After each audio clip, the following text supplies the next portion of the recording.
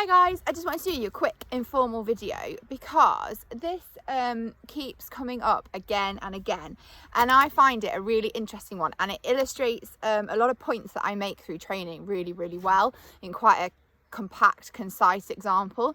So I get a lot of messages about postmen and delivery drivers and why it is that the dogs go mental at them and yet your grandma turns up and she's fine.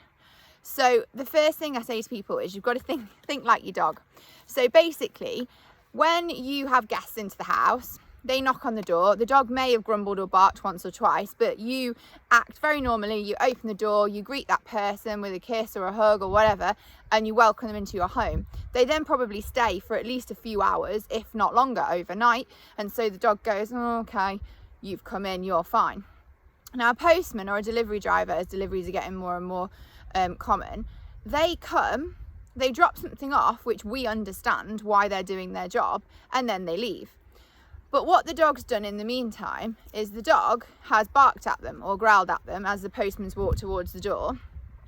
He's then dropped his letter off. The dog can't understand that logic, and the postman's left. Now, in the dog's head, because he's been barking and growling, the dog sent the postman away. So he is now stronger because sorry, I'm watching my dog. He is now stronger because he's sent that person away. We know that that's not true.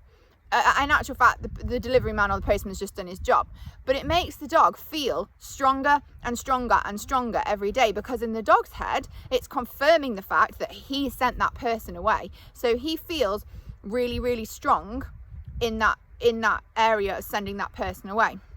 So it will get worse and worse and worse, the barking and the growling, as that dog feels stronger and stronger and stronger within itself to send that person away.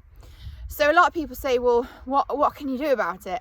And it is really difficult, because it's completely unrealistic to be able to, especially at the moment, to be able to invite people into the garden through the door, etc., which is what really needs to happen.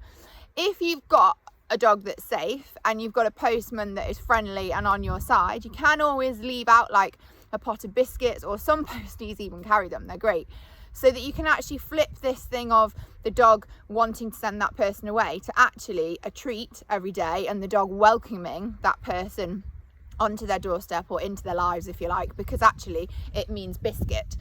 And that might be one of the ways that you can help to alleviate it, but it is a really difficult one, and there are actually guidance on Royal Mail's website if you wanted to look on how they are told and taught how to deal with dogs. So you need to make sure that it fits into that criteria. But it's just a really interesting example of how, and I know I bang on about it, but how you need to think like a dog. And when you think about it the way the dog thinks about it, makes so much sense.